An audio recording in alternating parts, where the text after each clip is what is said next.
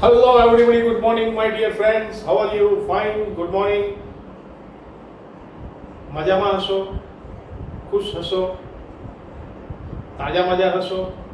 ફરીથી આપણે FM city પરિવાર તરફથી કમલેશ ગણાત્રા આપનું હાર્દિક સ્વાગત કરે છે.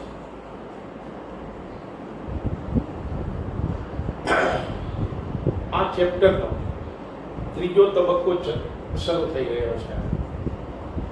ત્રીજો તબક્કો જે શરૂ થઈ રહ્યો છે એમાં એ ત્રીજા તબક્કાનું નામ છે પુનઃ મૂલ્યાંકન ખાતું. આના વિશે તમને શોર્ટ નોટ પણ પૂછી શકાય. પુનઃ મૂલ્યાંકન ખાતું, આના વિશે તમને શોર્ટ નોટ પણ પૂછી શકાય. દાખલાઓ આના જ આવશે. હવે એક વસ્તુની ખાસ સ્પષ્ટતા કરી દઉં. અત્યાર સુધી હું તમારી સાથે સાથે હતો, હું રકમ પણ બોર્ડ ઉપર લખતો હતો, પણ હવે દાખલાની રકમ એવડી મોટી છે કે આખી રકમ જો હું લખવા બેસું તો આ બોર્ડ જેવી નાનું પડશે અને ઘણો બધો સમય વ્યતીત થાય. એક કામ કરવાનું છે, આ વિડીયોની અંદર હું ડિસ્ક્રિપ્શનમાં PDF ની લિંક છે, એ તમે ખોલી નાખજો અને એમાંથી તમને રકમ જોવા મળી જશે. અને જે લોકોની પાસે બુક છે એ લોકોને હું પેજ નંબર પણ આપું છું, જેથી કરીને એ લોકો પેજ ખુલ્લા રાખી અને રકમ જોઈ અને મારી સાથે સાથે દાખલામાં આગળ વધી શકશે. રકમ બહુ મોટી છે, મારા જેવડી મોટી એકદમ છે. રકમ બહુ મોટી છે.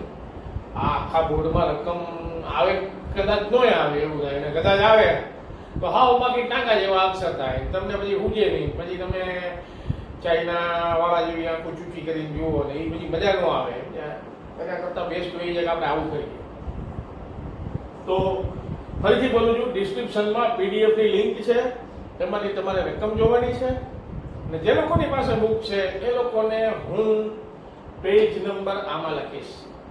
તો આ મુદ્દામાં આગળ વધતા પહેલા પુનઃ મૂલ્યાંકન ખાતું એટલે શું એના વિશે આપણે ચર્ચા કરવી પડશે. તો એની ડેફિનેશન લખી દઉં, વ્યાખ્યા લખી દઉં તમને. મિલકતો અને દેવાના, મિલકતો અને દેવાના અને દેવાના પુનઃ મૂલ્યાંકનની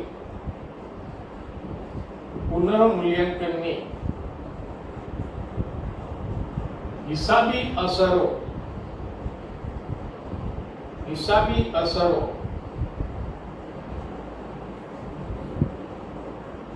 નોંધવા માટે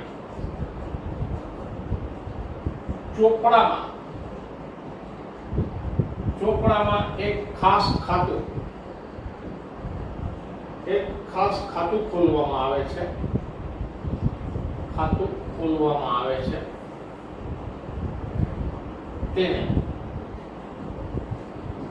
તેને પુનઃ મૂલ્યાંકન ખાતું કહે છે. તેને પુનઃ મૂલ્યાંકન ખાતું કહે છે. ચોપડીમાં ઘણું બધું લખ્યું છે, પણ આટલું જ યાદ રાખવાનું છે, વધારે કંઈ યાદ રાખશું નહીં. મોટા દાખલાઓ આવ્યા છે, મોટા દાખલાઓ છે એ કોર્સમાં નથી, ખાનગી વાત કહી દઉં. પણ આની અંદરથી, આ મોટા દાખલાની અંદરથી શું આવી શકે એની આપણે ચર્ચા ચોક્કસ કરીશું. ભાગીદારીનું જ્યારે પુનઃગઠન થાય ત્યારે મિલકતો અને દેવાઓની કિંમતમાં વધારો અથવા ઘટાડો થાય. એને વાસ્તવિક કિંમતે ચોપડે લાવવા માટે થઈને એક પુનઃ મૂલ્યાંકન ખાતું ખોલવામાં આવે. એને પુનઃ મૂલ્યાંકન ખાતું. મિલકતોની કિંમતમાં ઘટાડો થાય, મિલકતોની કિંમતમાં વધારો થાય, દેવાઓની કિંમતમાં ઘટાડો થાય, દેવાઓની કિંમતમાં વધારો થાય, લેણાની કિંમતમાં વધારો થાય, લેણાની કિંમતમાં ઘટાડો થાય. ગાલખાત અનામતની જોગવાઈ ન કરેલી હોય તો કરવી પડે, દેવાદાર વટાવ અનામતની જોગવાઈ ન કરી હોય તો કરવી પડે, ગાલખાતની જોગવાઈ ન કરેલી હોય તો એ પાછી કરવી પડે, એવું છે. તો આ બધી જે વસ્તુઓ છે એને અસર આપવા માટે થઈને એક ખાતું ખોલવામાં આવે, એને પુનઃમૂલ્યાંકન ખાતું કહેવાય. હવે આ ખાતું છે એ બીજા ખાતા જેવું જ છે. આની અંદર બહુ કંઈ હીરા મોતી નાખવાના નથી. તમને હું પુનઃમૂલ્યાંકન ખાતાનો એક નમૂનો દોરી દઉં જેથી કરીને તમને ખ્યાલ આવશે. તો ફરીથી બોલું છું, ડિસ્ક્રિપ્શનમાં PDF ની લિંક છે, તેમાંથી રકમ જોઈ શકો છો તમે. અત્યારે હું તમને પુનઃમૂલ્યાંકન ખાતું એનો નમૂનો દોરું છું. તમે તમારી બુકમાં પણ લખજો પુનઃમૂલ્યાંકન ખાતું. આ એનો નમૂનો છે. ખાતું ખાતા જેવું જ હોય. 11મા ધોરણમાં આપણે બધા ખાતાઓનો પરિચય મેળવી ચૂક્યા છીએ.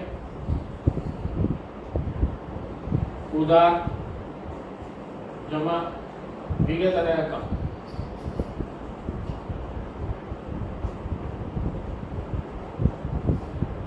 હવે પુનઃમૂલ્યાંકન ખાતું છે એ કેવી રીતે અસ્તિત્વમાં આવે છે એ આપણે જોઈએ.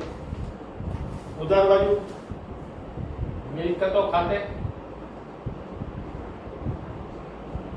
કૌંસમાં ઘટાડો, આ બાજુની સાઈડમાં મિલકતો ખાતે કૌંસમાં વધારો. સાહેબ આ ઘટાડો ને વધારો શું છે સમજાવું છું, બધું ચિંતા નહીં કરતા. પછી છે ગાલખાત ખાતે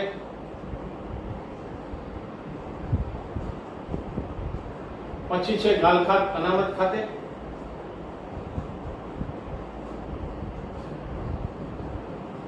પછી છે દેવાદાર વટાવ અનામત ખાતે, દેવાદાર વટાવ અનામત ખાતે. આ બાજુની સાઈડમાં આવશે લેણદાર વટાવ અનામત ખાતે.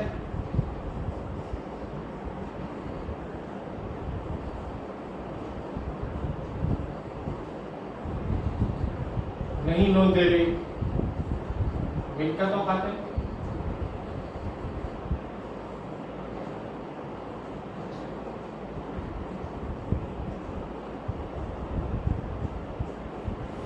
આગળ ચાલીએ.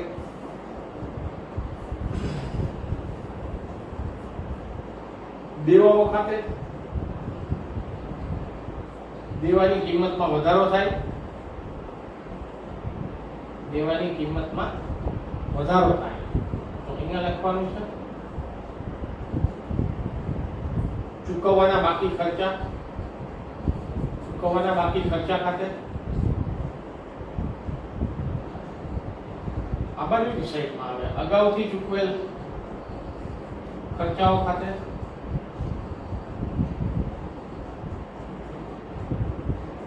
અહીંયા આવશે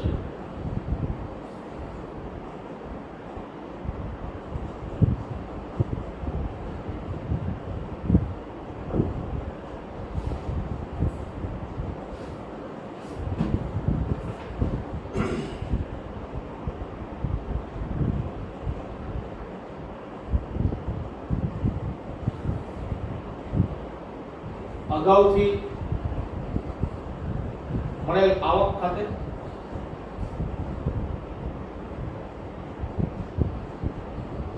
મળવાની બાકી આવક ખાતે.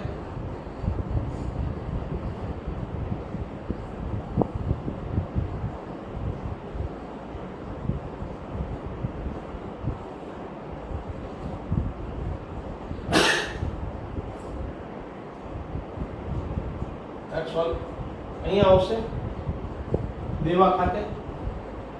દેવાની કિંમતમાં ઘટાડો થાય.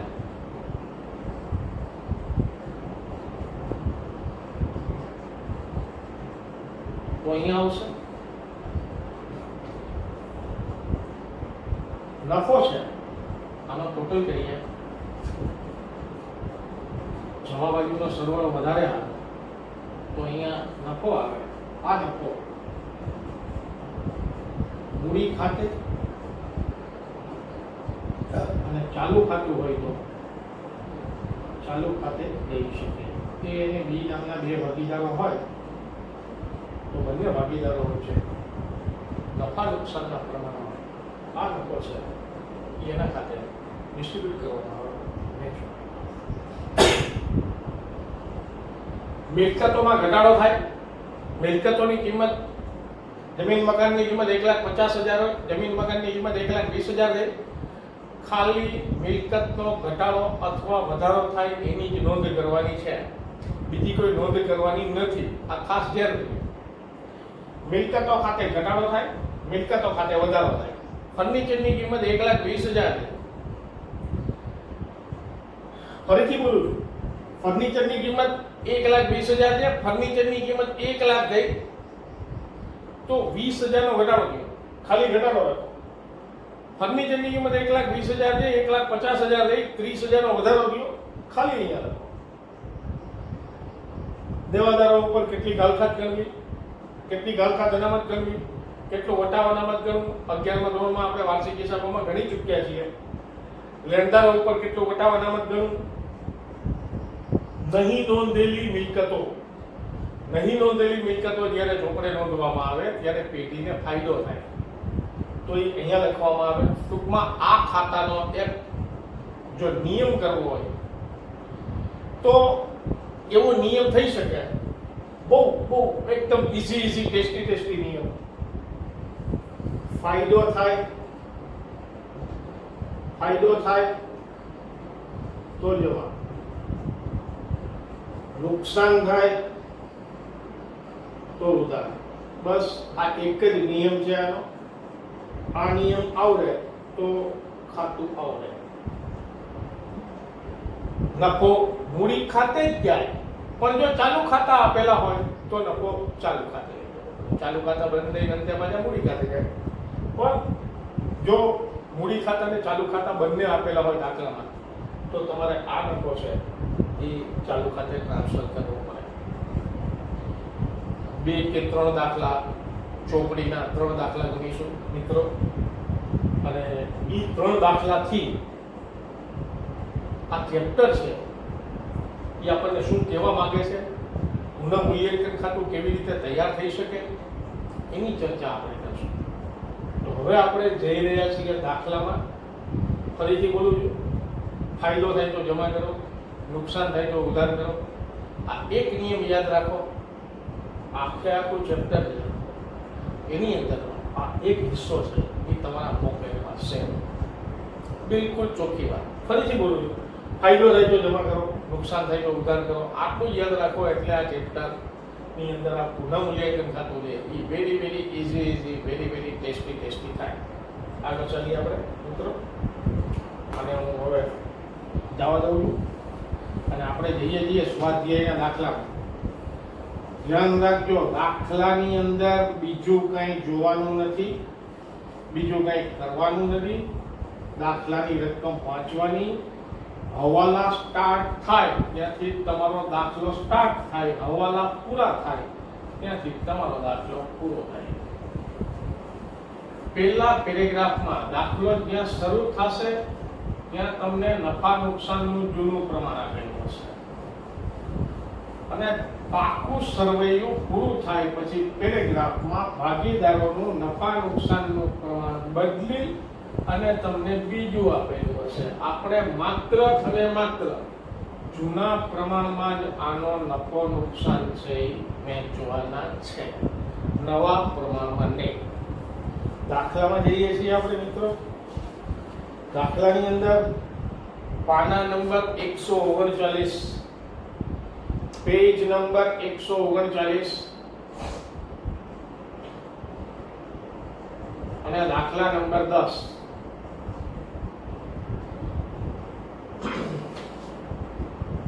રાજેશ, પુષ્પા અને પ્રતિભા શ્રીનાથજી ટ્રેડર્સ નામની એક ભાગીદારી પેઢીના ભાગીદારો છે. એમની વચ્ચે નફા નુકસાનની વહેંચણીનું પ્રમાણ 2:3:1 છે. 31/3/2017 ના રોજ તેમની પેઢીનું પાકું સર્વેયું નીચે મુજબ છે. બહુ મોટું બધું પાકું સર્વેયું આપ્યું છે. મૂડી આપી છે, બેંક લોન આપેલી છે અને પાછળ હવાલાઓ આપેલા છે. હવાલાની અંદર લખ્યું છે, ઉપરોક્ત પાકા સર્વેની તારીખે ભાગીદારોએ નફા નુકસાનની વહેંચણીનું પ્રમાણ બદલીને 1:1:1 નક્કી કર્યું આનું કંઈ કામ નથી, મેં પહેલા જ વાત કરેલી હતી. આ એક પ્રકારનો સરસ મજાનો હિંચકો છે. આ હિંચકામાં બેસી નથી જવાનો. પહેલા પેરેગ્રાફમાં જે નફા નુકસાનનું પ્રમાણ આપ્યું છે, દાખલો શરૂ થાય છે ત્યાં રાજેશ, પુષ્પા અને પ્રતિભા શ્રીનાથજી ટ્રેડર્સ નામની એક ભાગીદારી પેઢીના ભાગીદારો છે. તેમની વચ્ચે નફા નુકસાનની વહેંચણીનું પ્રમાણ 2:3 છે. મિત્રો, આ દાખલાની અંદર માત્ર અને માત્ર મૂડી ખાતા આપેલા છે. એટલે પુનઃમૂલ્યાંકન ખાતામાં નફો થાય તો પણ મૂડી ખાતે લઈ જશું, ખોટ થાય તો પણ મૂડી ખાતે લઈ જશું. તમારી ઈચ્છા ચોક્કસ પૂરી કહીશ કે સાહેબ ચાલુ ખાતા લઈ જવાનું હોય તો એનું શું કરવાનું, તો એ ચાલુ ખાતાવાળો દાખલો આના પછી આવે જ છે, અસ્તિત્વમાં જ છે. એટલે એ પણ આપણે આના સાથે સાથે એ દાખલો પણ લઈશું. પણ સૌથી પહેલા આ દાખલામાં આપણે આગળ ચાલીએ. હવાલાઓ આપ્યા છે બધા, અને જેમ જેમ હું દાખલો ગણતો જઈશ એવી રીતે હું તમને આની ચર્ચા જે કરતો જઈશ. એટલે હવે હું જઈ રહ્યો છું પુનઃમૂલ્યાંકન ખાતામાં. મિત્રો, પુનઃમૂલ્યાંકન ખાતું તૈયાર કરવાનું છે અને નોંધ બનાવવાની છે. છેલ્લા પેરેગ્રાફમાં લખ્યું છે, ઉપરોક્ત માહિતી ઉપરથી ભાગીદારી પેઢીના ચોપડે આમ નોંધ લખી અને પુનઃમૂલ્યાંકન ખાતું તૈયાર કરો. એને ભલે લખ્યું હોય આમ નોંધ લખીને પુનઃમૂલ્યાંકન ખાતું તૈયાર કરવાનું, પણ આપણે થોડીક હટકે સ્ટાઇલ આપીએ. પહેલા પુનઃમૂલ્યાંકન ખાતું તૈયાર કરીએ, પછી આમ નોંધમાં જઈએ. થોડીક સરળતા પડશે આપણને. તો સૌથી પહેલા આપણે પુનઃમૂલ્યાંકન ખાતું તૈયાર કરીશું. આ છે પુનઃમૂલ્યાંકન ખાતું. પુનઃમૂલ્યાંકન ખાતું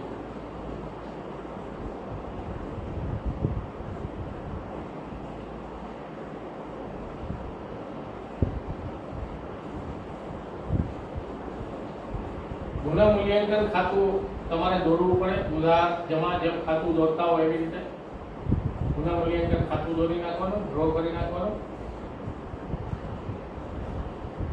તમને લોકોને ખ્યાલ છે, વિગત રકમ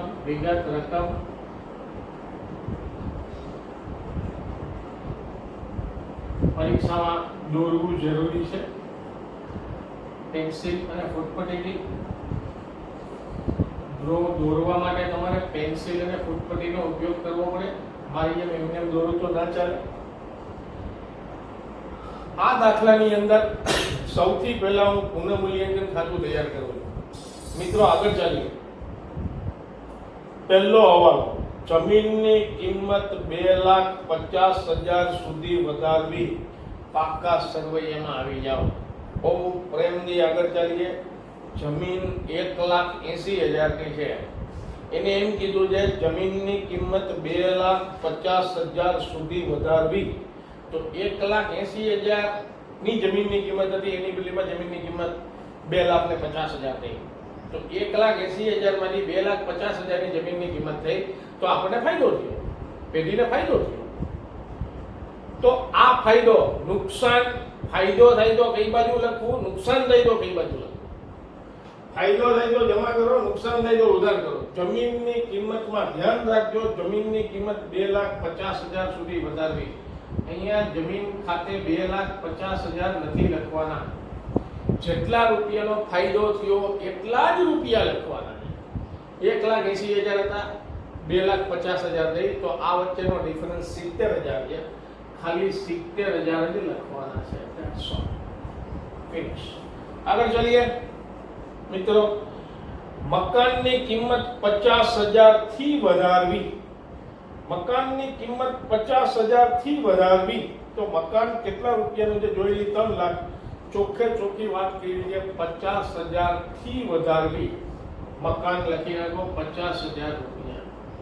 મકાન ખાતે 50,000 રૂપિયા. આગળ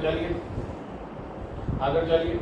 યંત્રોની કિંમત 80,000 સુધી ઘટાડવી. બહુ મગજ કસવા વાળો હવાલો છે, ધ્યાન રાખજો મિત્રો. યંત્રોની કિંમત 80,000 સુધી ઘટાડવી.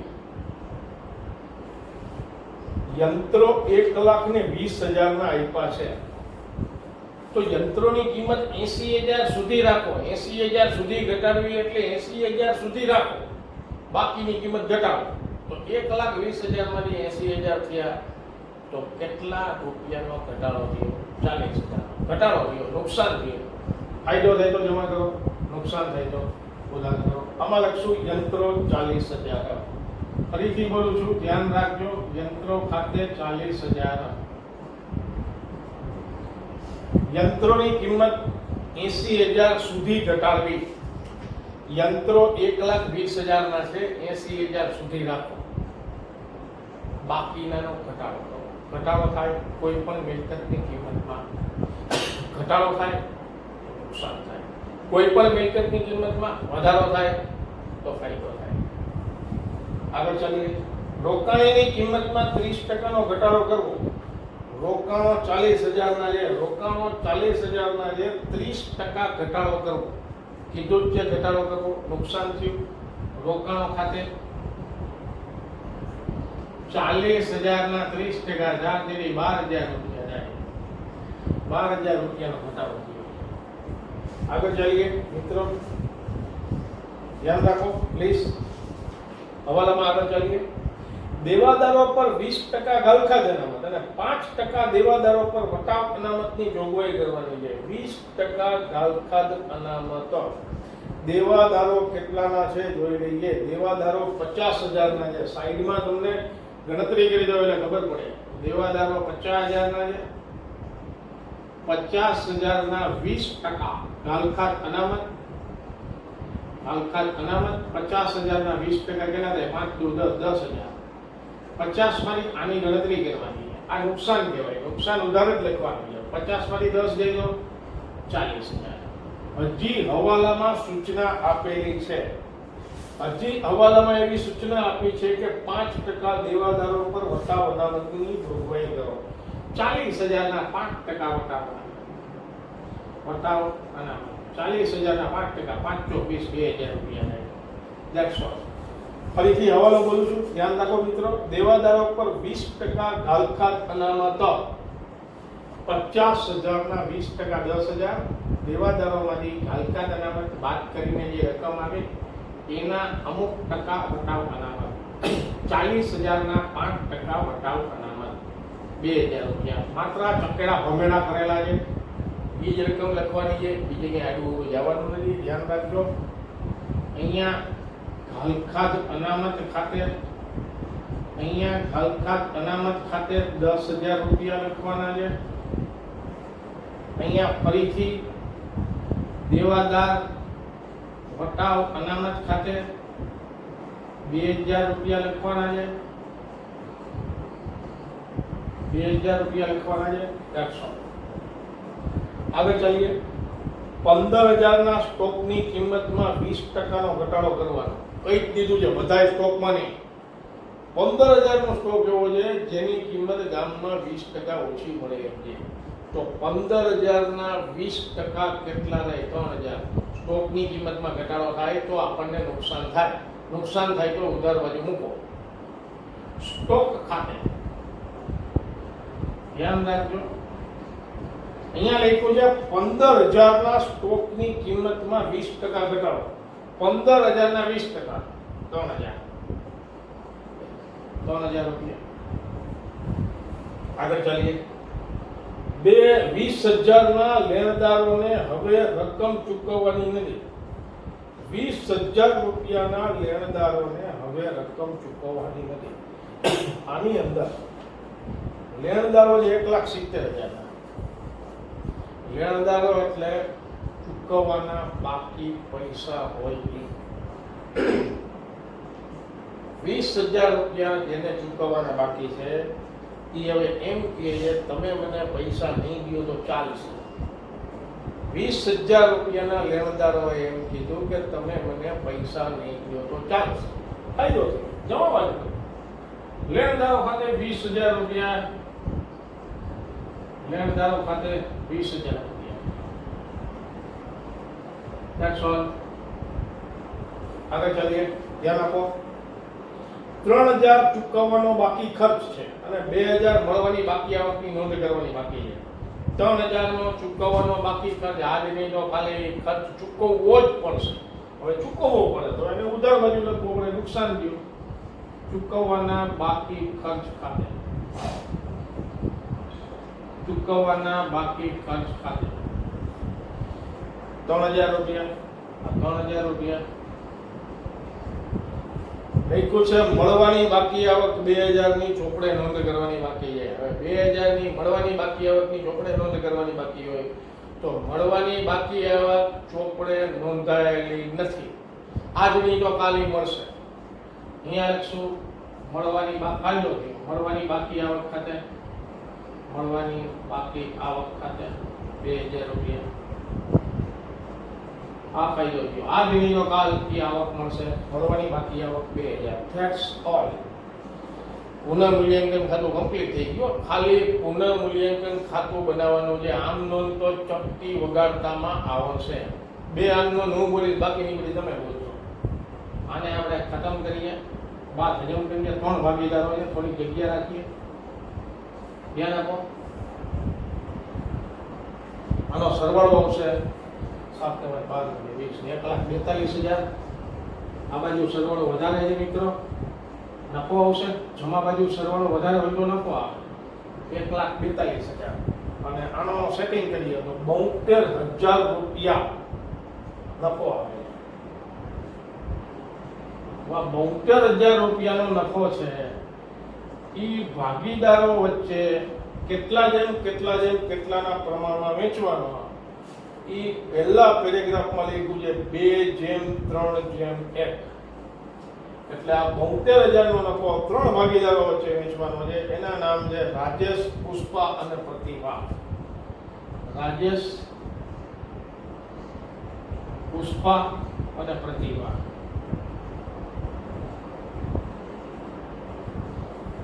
નફા નુકસાનનું પ્રમાણ છે 2:3:1. ધ્યાન રાખજો, 2:3:1.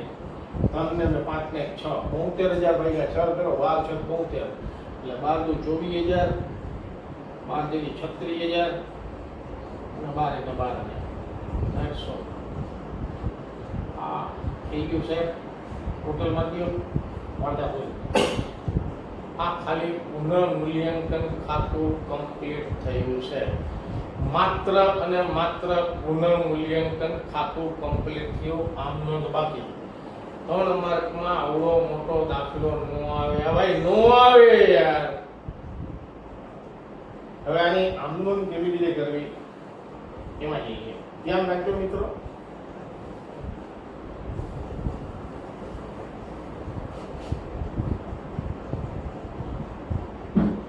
બહુ ઈઝી છે આમ નોંધ. આમ નોંધમાં કઈ કરવાનું નથી. ચોપડી હું સાવ બાજુ મૂકી દઉં. એક સરસ મજાની ટેકનિક આપું તમને લોકોને, મજા આવે. બહુ ધીરે ધીરે આગળ વધવું છે. ક્યાંય પાડા પાવા જવા નથી. આજના લેક્ચરમાં આ એક દાખલો સમજાય એ તમારા માટે ઘણું બધું છે. આ જ પુનઃ મૂલ્યાંકન ખાતું આના પછીના ચેપ્ટરમાં આખું બેઠું આવે છે. ઉપરાંત થોડુંક વધારાનું પણ આવશે. બીજા ખાતાઓ પણ બનાવવાના આવશે. તો પુનઃ મૂલ્યાંકન ખાતામાં આગળ જઈએ મિત્રો. ધ્યાન રાખજો, આ પુનઃ મૂલ્યાંકન ખાતાની ઉધાર બાજુ છે, ઓલું પુનઃ મૂલ્યાંકન ખાતાની જમા બાજુ છે. હવે જો હું આમનો સ્ટાર્ટ કરું છું, ધ્યાન રાખજો. પુનઃ મૂલ્યાંકન ખાતે ઉધાર તે યંત્રો ખાતે જમા 40,000. ફરીથી બોલું. પુનઃ મૂલ્યાંકન ખાતે ઉધાર તે યંત્રો ખાતે જમા. પુનઃ મૂલ્યાંકન ખાતે ઉધાર તે રોકાણો ખાતે જમા. પુનઃ મૂલ્યાંકન ખાતે ઉધાર તે ગાળખાત અનામત ખાતે જમા. પુનઃ મૂલ્યાંકન ખાતે ઉધાર તે દેવાદાર વટાવ અનામત ખાતે જમા. પુનઃ મૂલ્યાંકન ખાતે ઉધાર તે સ્ટોક ખાતે જમા. પુનઃ મૂલ્યાંકન ખાતે ઉધાર તે ચૂકવવાના બાકી ખર્ચા ખાતે જમા. બધું ઉધાર. તો સાહેબ એક કામ નો થાય અલગ અલગ કરવી પડે ભાઈ. ફરી પુનઃ મૂલ્યાંકન ખાતે ઉધાર તે યંત્રો ખાતે જમા. મારી હારે હારે તમે બોલો છો. પુનઃ મૂલ્યાંકન ખાતે ઉધાર તે યંત્રો ખાતે જમા. બીજી, પુનઃ મૂલ્યાંકન ખાતે ઉધાર તે રોકાણો ખાતે જમા. બાબત જે કેમ લખાય બધી સમજાવીશ. પુનઃ મૂલ્યાંકન ખાતે ઉધાર તે ગાળખાત અનામત ખાતે જમા. પુનઃ મૂલ્યાંકન ખાતે ઉધાર તે દેવાદાર વટાવ અનામત ખાતે જમા. પુનઃ મૂલ્યાંકન ખાતે ઉધાર તે સ્ટોક ખાતે જમા. પુનઃ મૂલ્યાંકન ખાતે ઉધાર તે ચૂકવવાના બાકી ખર્ચ ખાતે. ઉધાર બાજુ પૂરી, નફો છેલ્લે આવે, જમા બાજુ. આ પુનઃ મૂલ્યાંકન ખાતે જમા છે, તો આ બધા ખાતે ઉધાર થાય, ધ્યાન રાખજો. ફરી જમીન ખાતે ઉધાર છે, પુનઃ મૂલ્યાંકન ખાતે જમા. પહેલી આપો જમીન ખાતે ઉધાર છે, પુનઃ મૂલ્યાંકન ખાતે જમા. મકાન ખાતે ઉધાર છે, પુનઃ મૂલ્યાંકન ખાતે જમા. લેણદારો ખાતે ઉધાર છે, પુનઃ મૂલ્યાંકન ખાતે જમા. મળવાની બાકી આવક ખાતે ઉધાર છે, પુનઃ મૂલ્યાંકન ખાતે જમા. વાર્તા પૂરી. અને છેલ્લે નફાની આમ નોંધ આવે, પુનઃ મૂલ્યાંકન ખાતે ઉધાર તે બી ના મૂડી ખાતે જમા, આ તે આર ના મૂડી ખાતે જમા, તે પી ના મૂડી ખાતે જમા, તે પી ના મૂડી. પુનઃ મૂલ્યાંકન ખાતે ઉધાર 72,000, તે આર ના મૂડી ખાતે 24,000, તે પી ના મૂડી ખાતે 36,000, તે પી ના મૂડી ખાતે 12,000. હવે આ જે હું બોલ્યો એને મારે આમ નોંધમાં લખવાનું છે. મારી સાથે સાથે તમે આમ નોંધ કરો. હજી એક વખત આમ નોંધ રિપીટ થઈ જાય. પહેલો દાખલો છે, પહેલો દાખલો આવડશે તો જ આગળના દાખલાઓ આવડશે. મોટા દાખલાઓ છે, ચિંતા ન કરતા, કોર્સમાં નહીં. કેટલીક વખત પરીક્ષા નામની રિક્ષાનો ડ્રાઈવર એ મગજ ફેરવી નાખે. 3 માર્કનો દાખલો 3 માર્કનો આવે, એ તમને કાં ત્યાગનું પ્રમાણ ને કાં લાભનું પ્રમાણ જ આવે, ફિક્સ છે. કાં ત્યાગના પ્રમાણનો દાખલો, કાં લાભના પ્રમાણનો દાખલો. પણ હવે એ હાડું પલટી મારી જાય તો સાહેબ બહુ શું. કેટલીક વખત દાખલાની અથવા ત્યાગનું પ્રમાણ એટલે શું, લાભનું પ્રમાણ એટલે સમજાય. તમે શું કરો, તમારે એની ડેફિનેશન લખવી પડે અને એ ડેફિનેશન લખીને પછી સમજાવવી પડે. ભાઈ સાહેબ 3 માર્કની અંદરમાં બીજું આવે, પુનઃ મૂલ્યાંકન ખાતું એટલે હું સમજાવું, અથવા તો પુનઃ મૂલ્યાંકન ખાતાનો નમૂનો લખો લ્યો 3 માર્કના. તો 3 માર્કમાં હાઈ ક્લાસ બજારનું ખાતું દોરી નમૂનો દોરવો પડે. પુનઃ મૂલ્યાંકન ખાતું એટલે હું સમજાવવું પડે. સાહેબ આ મોટો દાખલો છે, કેવી રીતે 3 માર્કમાં એ આવે જ નહીં 3 માર્કમાં. છતાંય કોક પરીક્ષક છે એ આ પુનઃ મૂલ્યાંકન ખાતું દોરે, આ બાજુ 2 એન્ટ્રી લખે, આ બાજુ 2 એન્ટ્રી લખે અને નીચે પેરેગ્રાફ કરીને લખ્યું હોય આની આમ નોંધ લખો, તો આવડતી હોવી જોઈએ ભાઈ. ફરીથી બોલું છું, ધ્યાન રાખજો. આપણે ફરીથી રિપીટ કરીએ છીએ, મજા આવશે. આમ નોંધ આવડશે. 11મા ધોરણમાં આપણે આ આમ નોંધની ટેકનિક શીખ્યા. પુનઃ મૂલ્યાંકન ખાતે ઉધાર કે યંત્રો ખાતે જમા 40,000. આ બાજુની સાઈડમાં નુકસાન થાય એ લખીએ છીએ. પુનઃ મૂલ્યાંકન ખાતે ઉધાર કે યંત્રો ખાતે જમા 40,000. યંત્રોની કિંમતમાં ઘટાડો થયો છે. પુનઃ મૂલ્યાંકન ખાતે ઉધાર કે રોકાણો ખાતે જમા 12,000 રૂપિયા. યંત્રોની કિંમતમાં ઘટાડો થયો છે.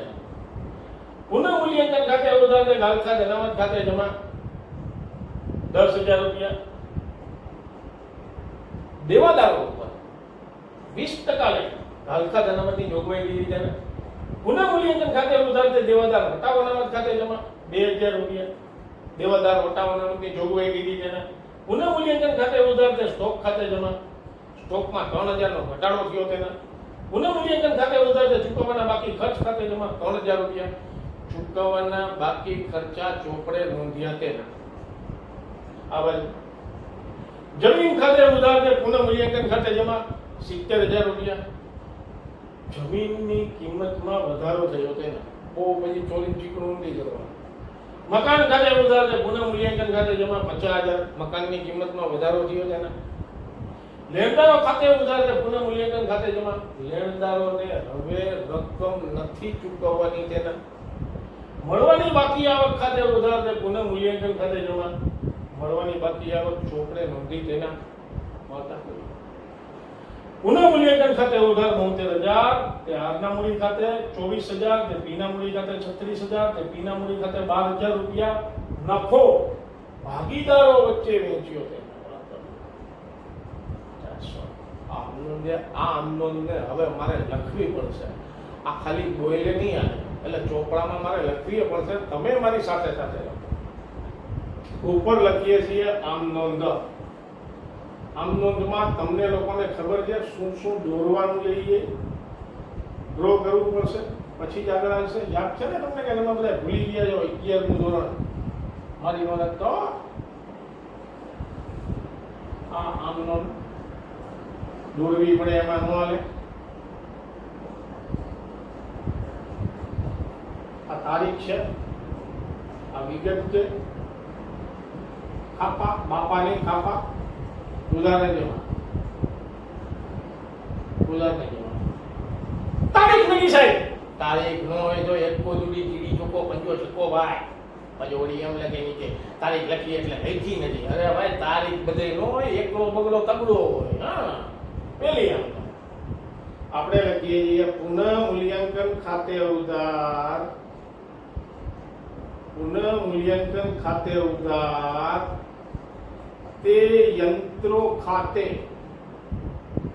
કેટલા રૂપિયા? તો કે 40,000. 40,000 આ આમ નોંધ પૂરી. અહીંયા લખવાનું છે બાબત જેમાં યંત્રોની કિંમતમાં ઘટાડો થયો તેના, યંત્રોની કિંમતમાં ઘટાડો થયો તેના, ઘટાડો થયો તેના. પૂરું. ચાલો આ આમ નોંધ પૂરી થઈ ગઈ. સમજે હમણાં બોલ્યો બકબક કર્યું ઈ જ લખું છું અહીંયા, બીજું કાંઈ નથી કરતો. બીજી પુનઃ મૂલ્યાંકન ખાતે ઉધાર તે રોકાણો ખાતે, આ બીજી પુનઃ મૂલ્યાંકન ખાતે ઉધાર, પુનઃ મૂલ્યાંકન ખાતે ઉધાર તે રોકાણો ખાતે, તે રોકાણો ખાતે કેટલા? તો કે 12,000. આ 12,000 રોકાણોની કિંમતમાં ઘટાડો થયો તેના, રોકાણોની કિંમતમાં ઘટાડો થયો તેના. પૂરું થઈ ગયું. આ અમનો કમ્પ્લીટ થઈ. ઈ મેં બોલ કર્યું, બકબક કર્યું, ઈ મારે લખવાનું છે. ત્રીજી પુનઃ મૂલ્યાંકન ખાતે ઉધાર તે ગાલખાત અનામત ખાતે, પુનઃ મૂલ્યાંકન ખાતે ઉધાર, પુનઃ મૂલ્યાંકન ખાતે ઉધાર તે ગાલખાત અનામત ખાતે, તે ગાલખાત અનામત ખાતે કેટલા? તો કે 10,000. અહીંયા લખું છું 10,000, અહીંયા લખું છું 10,000. બહુ ચોરી ચીકણું નહીં કરવાનું. ગાલખાત અનામતની જોગવાઈ કરી તેના, ગાલખાત અનામતની જોગવાઈ કરી તેના.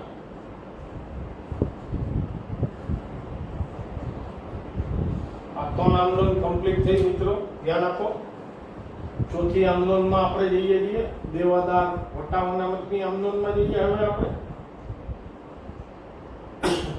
આંદોલન હવે આવડી ગઈ હોવી જોઈએ. ચોથી આંદોલનમાં પ્રવેશ કરી જઈએ. ચોથી આંદોલન પુનઃ મૂલ્યાંકન ખાતે ઉધાર. ચોથી આંદોલન નંબર 4 પુનઃ મૂલ્યાંકન ખાતે ઉધાર તે દેવાદાર વટાવ અનામત ખાતે 2,000 રૂપિયા, 2,000 રૂપિયા બાબત જે લખવાની દેવાદાર વટાવ અનામતની જોગવાઈ કરી તેના, અનામતની જોગવાઈ કરી તેના.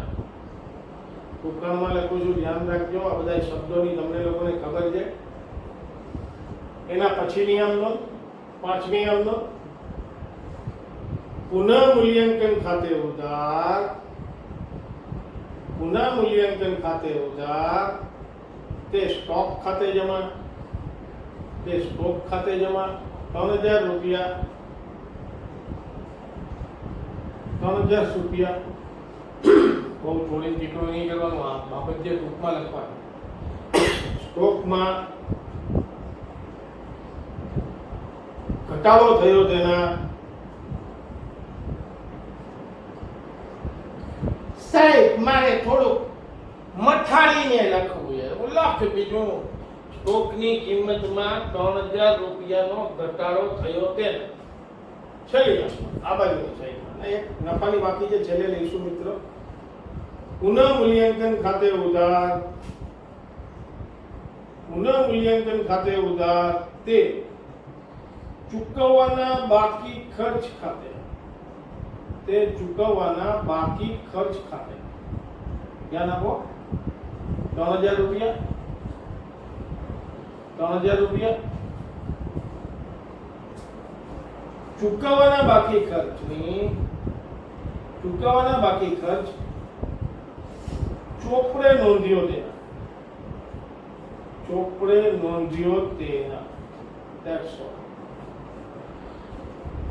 આમનમ થઈ ગઈ. ઉધાર બાજુની સાઈડ કમ્પ્લીટ છે. હવે જમા બાજુની સાઈડમાં આવશું. ધ્યાન રાખજો, જમા બાજુની સાઈડમાં તમારે ઊંધું કરવાનું છે. પુનઃમૂલ્યાંકન ખાતે અહીંયા ઉધાર કરતા હતા, ઓલી બાજુની સાઈડમાં પુનઃમૂલ્યાંકન ખાતે જમા કરવાનું છે. ભૂલાય નહીં, આવડે.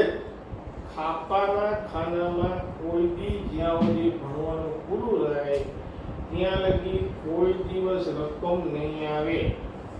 ધ્યાન રાખજો. 1 2 3 4 5 6 સાતમી પુનઃમૂલ્યાંકન ખાતે ઉધાર તે જમીન ખાતે ઉધાર તે પુનઃમૂલ્યાંકન ખાતે જમા. આપણે આ બાજુથી આ બાજુ ક્યાં હોય? પુનઃમૂલ્યાંકન ખાતે ઉધાર, પુનઃમૂલ્યાંકન ખાતે ઉધાર, પુનઃમૂલ્યાંકન ખાતે ઉધાર. પુનઃમૂલ્યાંકન ખાતે ઉધાર નથી, હવે જમીન ખાતે ઉધાર તે પુનઃમૂલ્યાંકન ખાતે જમા. ધ્યાન આપો. જમીન ખાતે ઉધાર તે પુનઃમૂલ્યાંકન ખાતે જમા. તે પુનઃમૂલ્યાંકન ખાતે 70000 રૂપિયા. મોટા દાખલા કોર્સમાં નથી. આવડો મોટો દાખલો કોઈ 3 માર્કમાં આવે નહીં. જિંદગીમાં હળબા જેવો દાખલો છે. જમીનની કિંમતમાં વધારો થયો તેના. જમીનની કિંમતમાં વધારો થયો તેના.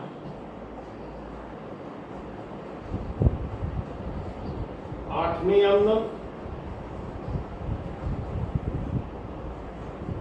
મકાન ખાતે ઉધાર તે પુનઃમૂલ્યાંકન ખાતે જમા. મકાન ખાતે ઉધાર તે પુનઃમૂલ્યાંકન ખાતે જમા.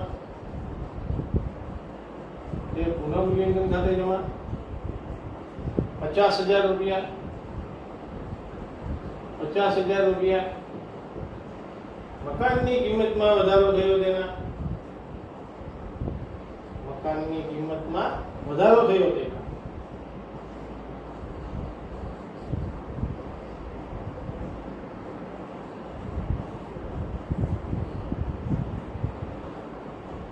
નવમી આમનોંધ. લેણદારો ખાતે ઉધાર તે પુનઃમૂલ્યાંકન ખાતે જમા. લેણદારો ખાતે ઉધાર તે પુનઃમૂલ્યાંકન ખાતે જમા. ખાતે જમા. 20000 રૂપિયા. અહીંયા લખું છું 20000 રૂપિયા. 20000 રૂપિયા. લેણદારોને હવે નથી ચૂકવવાના તેના. લેણદારોને હવે નથી ચૂકવવાના. નથી ચૂકવવાના તેના.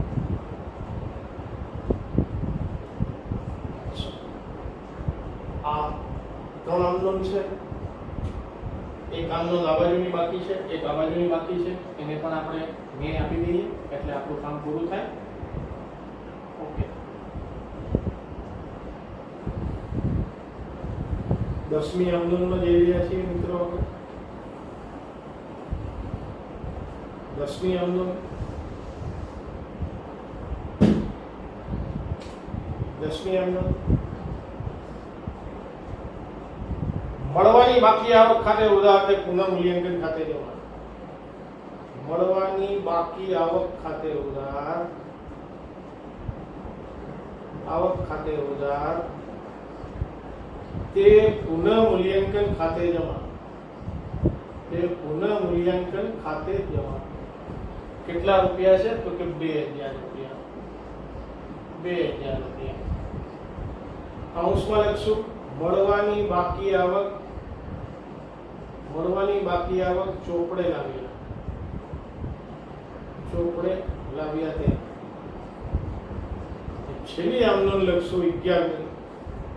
આ બાજુની સાઈડમાં છે એટલે પાછું પુનઃમૂલ્યાંકન ખાતે ઉધાર કરશો. પુનઃમૂલ્યાંકન ખાતે ઉધાર ટોટલ 72,000 રૂપિયા છે. ધ્યાન રાખજો મિત્રો, 72,000 72,000 રૂપિયા છે. પુનઃમૂલ્યાંકન ખાતે ઉધાર 72,000 રૂપિયા. તે ભાગીદારોના નામ જોઈ લઈએ. શું છે? પૂરેપૂરા નામ લખવા પડે, ટૂંકમાં નામ ન ચાલે. તે રાજેશના મૂડી ખાતે, તે રાજેશના મૂડી ખાતે, તે પુષ્પાના મૂડી ખાતે,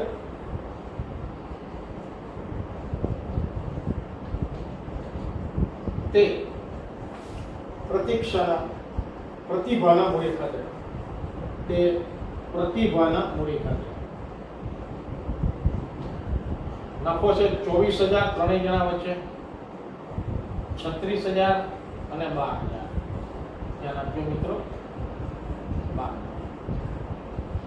બહુ લાંબી બાબત જે નથી લખવી. નફો ભાગીદારો વચ્ચે વહેંચ્યો તેના, નફો ભાગીદારો વચ્ચે વહેંચ્યો તેના. ટોટલ તમારે કરવાનું. આમનો ટોટલ મારવો કમ્પલસરી છે, એના વગર ન ચાલે. આ તમારો એક દાખલો હતો, મોટો દાખલો હતો. મોટા દાખલાઓ કોર્સમાં નથી મિત્રો, પણ આ મોટો દાખલો છે. એની અંદર 3 માર્કનો હિસ્સો શું આવે એ મેં તમને સમજાવ્યું. આપણે ત્રીજા તબક્કામાં જઈએ. પુનઃમૂલ્યાંકન ખાતું. ભાગીદાર પોતાની પેઢી પુનઃમૂલ્યાંકન કરે છે. બધી જ મિલકતો છે એની ફેર આંકણી થાય અને ત્યાર પછી આ મિલકતો છે એની કિંમતમાં વધારો કે ઘટાડો થાય એ નોંધવા માટે થઈ પુનઃમૂલ્યાંકન ખાતું અસ્તિત્વમાં આવે છે. ભાગીદારીનું પુનર્ગઠન થાય ત્યારે પુનઃમૂલ્યાંકન કરવું જરૂરી છે. મિલકતો અને દેવાઓનું પુનઃમૂલ્યાંકન કરવામાં આવે. ફરીથી બોલું છું, 3 માર્કની જગ્યાએ પુનઃમૂલ્યાંકન ખાતું એટલે શું? એનો નમૂનો આવી શકે. આવડો મોટો દાખલો તો ન આવી શકે, પણ ત્યાગનું પ્રમાણ અને લાભનું પ્રમાણ એટલે શું એનો તફાવત પણ આવી શકે. સેકન્ડ, કે પુનઃમૂલ્યાંકન ખાતું ડ્રો કરીને 2 કે 3 એન્ટ્રી મૂકી હોય અને નીચે લખેલું હોય કે ઉપરનું જે પુનઃમૂલ્યાંકન ખાતું બનાવેલું છે એની આમ નોંધ લખો તો એવું આવી શકે. આવડો મોટો દાખલો આવવાની શક્યતાઓ બહુ ઓછી છે. આવે જ નહીં. આવડો મોટો દાખલો 3 માર્કમાં ના આવી શકે.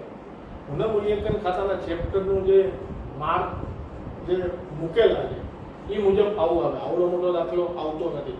એટલે તમને દાખલો છે એ ગણાવ્યો, ટૂંકમાં સમજાવ્યો, અને એ દાખલો છે એને રસ પડે એવી રીતે કરવું હોય તો સૌથી પહેલા પુનઃમૂલ્યાંકન ખાતું બનાવો, ત્યાર પછી એની આમનોંધ બનાવો. એટલે દાખલો છે એ એકદમ ઈઝી બની જશે.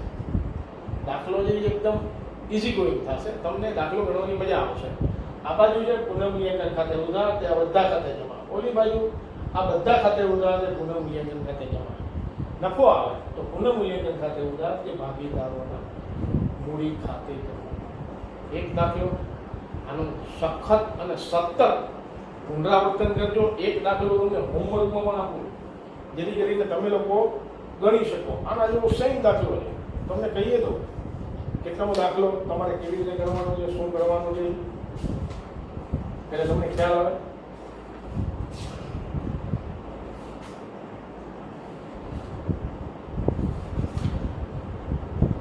ઉદાહરણ 7, પેજ નંબર છે 120. ઉદાહરણ 7, પેજ નંબર 120. આ તમારે હોમવર્કમાં ગણવાનો છે. આ દાખલો આના જેવો સેમ દાખલો છે. તમને ગણવાની મજા આવશે અને આને ગણતા જ જાજો. પછી ગણવું, હમણાં ગણવું, અત્યારે ટાઈમ જ ટાઈમ છે. એટલે એને મજાનું ગણી નાખવું. લોઢું ગરમ હોય ત્યારે જ ગણવા બે. આ બહુ એક દાખલામાં જઈ રહ્યા છીએ, બહુ હળવા જઈ રહ્યા છીએ આપણે, એટલે તમને દાખલો ગણતા કોઈ તકલીફ નહીં પડે.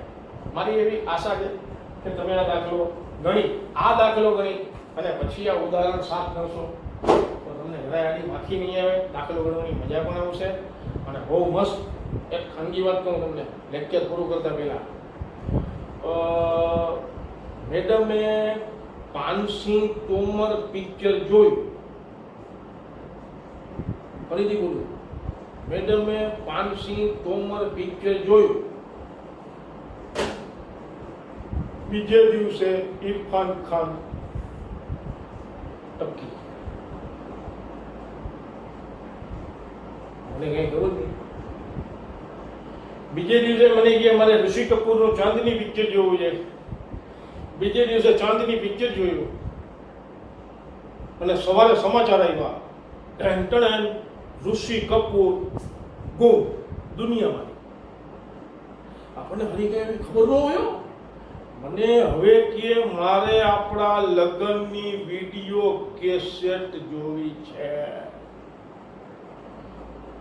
વિડીયો કેસેટ ખાનામાંથી કાઢી અને એવી જગ્યાએ અંતાડી દીધી છે, એને ક્યાંય મળશે નહીં. આ વાત મેં તમને કીધી કે એને નહીં કરતા, બે માણસ વચ્ચે ઝઘડો નહીં કરાવતા. Everybody good bye, C you again next time. આવતી કલાક અને દિવસો ત્યાં સુધી આપણું લેક્ચર ના આવે ત્યાં સુધી તમારા સારા જાય એવી શુભેચ્છા સાથે આપણે છૂટા પડીએ. Everybody good bye, C you again next time.